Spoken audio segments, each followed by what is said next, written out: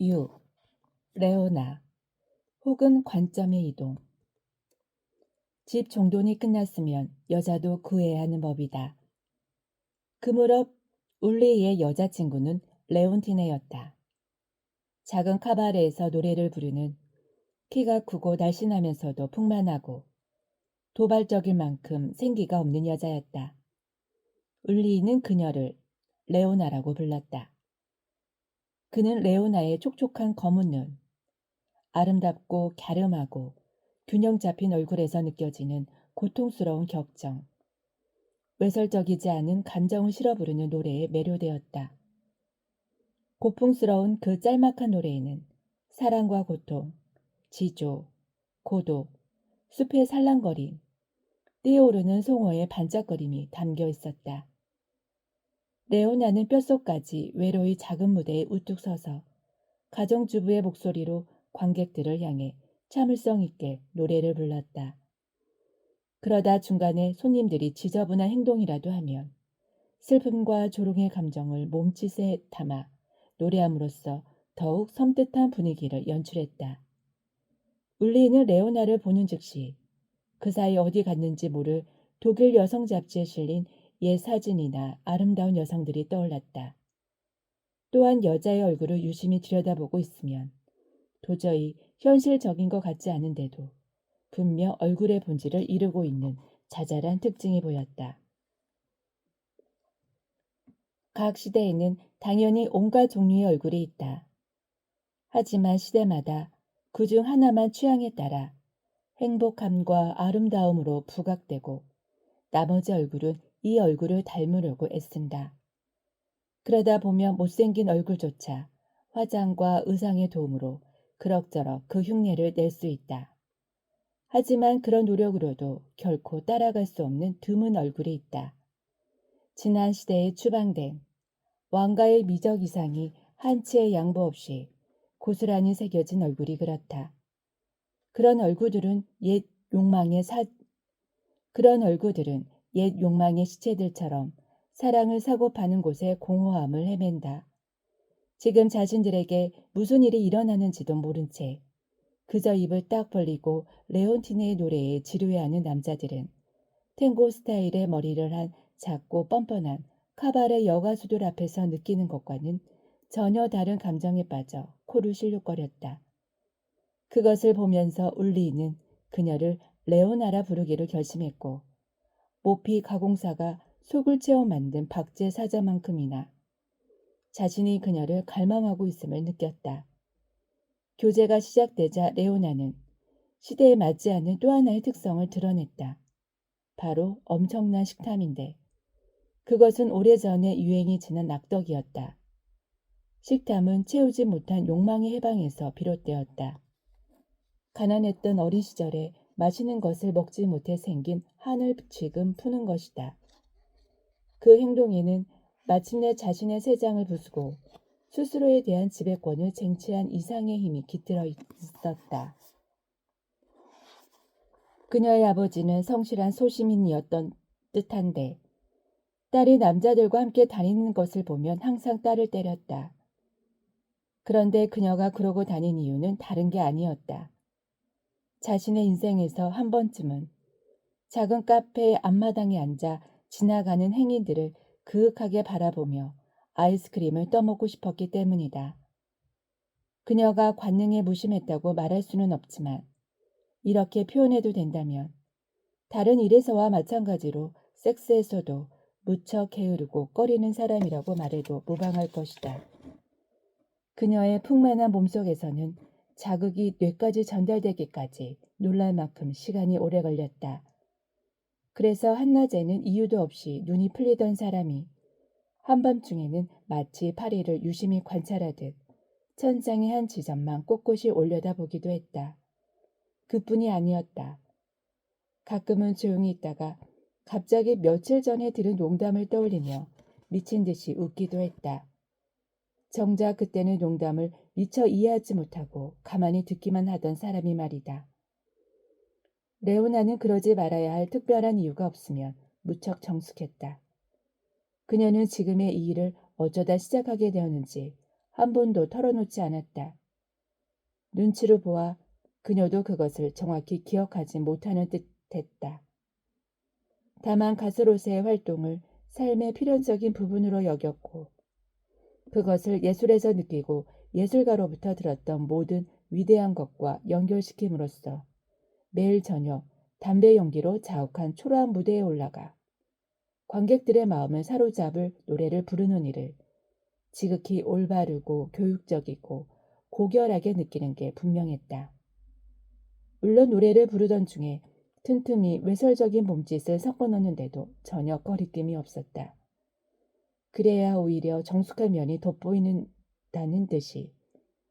어쨌든 그녀는 황실 오페라 극장의 인류 여가수들도 자신과 똑같이 할 거라고 확신했다.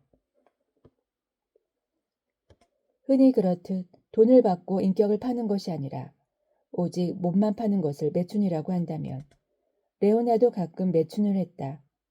하지만 그녀가 16살부터 9년 동안 싸구려 노래오를 전전하며 받은 쥐꼬리만한 보수에다 의상과 속옷값을 생각하면 또 술집 주인들이 이런저런 명목으로 떼는 비용과 그들의 탐욕과 전횡, 단골 손님들이 먹고 마실 음식값에서 받는 변변찮은 수수료와 인근 호텔의 방값, 그리고 그 때문에 날마다 싸움을 벌이고 한 푼 두 푼 따질 수밖에 없는 처지를 떠올리면 모르는 사람들의 눈에는 일탈로 비치는 것이 당사자에게는 논리적이고 사무적이고 신문에 많은 직업이 될 것이다.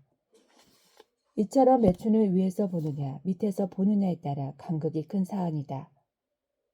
레오나가 성적인 문제를 지극히 사무적으로 생각하긴 했지만 그런 그녀에게도 낭만이 있었다.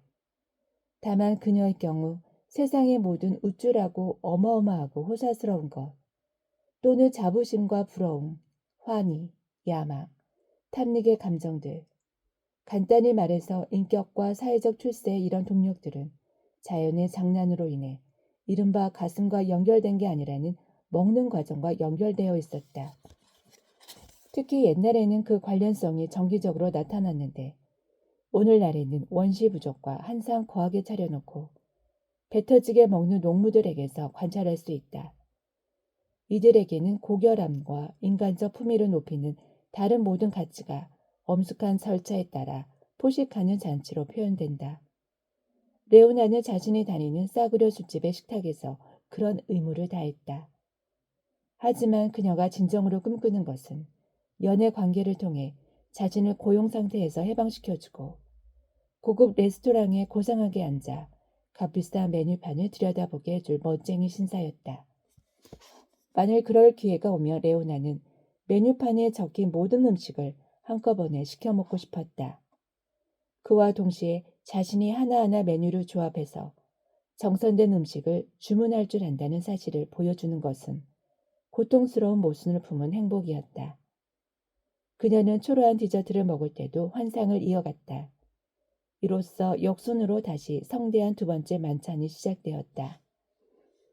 레오나는 블랙커피와 자극적인 음료수를 많이 마심으로써 음식을 받아들이는 능력을 회복했고 음식에 대한 욕망이 완전히 식기 전까지 별미로 입맛을 자극했다. 그러고 나면 육신은 고결한 것들로 가득 차 하나로 단단히 결집하기 힘들 정도가 되었다. 그제야 그녀는 환한 얼굴로 느긋하게 주위를 둘러보았다. 그 상태가 되면 원래 수다스러운 성격이 아니었음에도 자신이 먹은 중귀한 음식을 하나하나 끄집어내며 추억하기를 좋아했다. 그래서 그녀의 입에서 폴몬의 아라토르로냐니, 에펠아라 메베리니 하는 음식 이름이 나오면 마치 같은 이름의 제후나 귀족과 대화한 적이 있다는 사실을 일부러 아무렇지 않게 언급하는 사람처럼 보였다. 울리인은 레오나를 데리고 공개적으로 식당에 가는 것이 성향에 맞지 않았기에 보통 집으로 불러서 음식을 먹였다. 그녀 역시 사슴뿔과 세련된 가구들 옆에서 식사하기를 좋아했다. 하지만 그럴 때마다 레오나는 남의 눈을 즐기면서 식사하는 기쁨을 빼앗기는 듯했다. 그래서 특성 없는 남자가 레스토랑 주방장이나 만들 법한 정말 한 번도 들어보지 못한 요리를 만들어내놓는 고독한 호사를 누리더라도 그녀는 마치 영혼 때문에 남자로부터 사랑받는 것이 아님을 눈치챈 여자처럼 학대받는 느낌이 들었다. 그녀는 아름다웠고 가수였다. 자신을 숨길 이유가 없었다. 매일 저녁 그녀를 둘러싸고 애타게 사랑을 갈구하는 수십 명의 남자만 봐도 그랬다. 그러나 이 남자는 그녀와 단둘이 있고 싶어 하면서도 결코 그녀에게 맙소사 레오나 당신 는 정말 나를 미치게 해 라고 말한 적도 없고 사랑을 갈구하는 남자들이 흔히 그렇듯 그녀를 바라보면서 입술을 핥거나 입맛을 다지지도 않았다. 레오나는 당연히 그를 놓치고 싶지 않으면서도 약간 경멸했다. 그 또한 그걸 알고 있었다. 게다가 둘이 있을 때 무엇을 해야 하는지도 잘 알고 있었다. 그러나 그런 말을 입에 담으며 입맛을 다시던 시절은 까마득히 지나가 버렸다. 예전에는 하던 일을 지금은 할 수 없다면 바보 같다고도 할 수 있었다. 그건 팔다리에 마치 중풍이 찾아온 것과 비슷했다. 울리는 음식과 음료수가 머리끝까지 차오른 애인을 보고 있으면 눈동자가 흔들렸고 그녀의 아름다움을 조심스럽게 그녀에게서 떼어놓을 수 있었다. 그것은 셰펠의 에케하르트가 수도원으로 데려간 공작 부인의 아름다움이자 장갑 낀 손에 매를 얹은 여자 기사의 아름다움이자 긴 머리를 화환처럼 따올린 전설적인 엘리자베트 황후의 아름다움이자 이제는 모두 죽어버린 이들을 위한 황홀한 즐거움이었다. 엄밀히 말하자면 그녀는 여신 윤호를 연상시키기도 했다. 그러나 그건 영원하고 쓰러지지 않는 윤호가 아니라 윤호적이라고 부를 수 있는 이미 지나갔거나 지나가는 중인 한 시대에 대한 연상이었다. 그런 존재의 꿈이 유아한 물질 위에 느슨하게 덧씌워져 있었다. 레오나는 비록 집주인이 아무것도 원하지 않았음에도 이런 고상한 초대에 답례를 해야 한다고 느꼈고 그게 그냥 자신을 멍하게 바라보게 하는 것 정도에 그쳐서는 안 된다는 것을 알고 있었다. 그래서 다시 노래를 부를 여력이 생기면 바로 자리에서 일어나 차분하지만 큰 소리로 노래를 불렀다. 그녀의 남자친구에게 그런 밤은 마치 온갖 착상과 생각으로 넘치는 찢어진 종이처럼 느껴졌다. 그 종이는 문맥에서 벗어난 것이 모두 그렇듯 미라화되고 마치 삶이 갑자기 수면제를 먹은 것처럼 활인화의 섬뜩한 매력을 이루는 영혼이 정지해버린 것의 폭정으로 가득 차 있었다. 그런 것이 이제 뻣뻣한 상태로 자기 속의 관련들을 가득 품고 외부와는 날카롭게 경계를 짓고 그러면서도 전체 속에서는 한없이 무의미하게 서 있었다.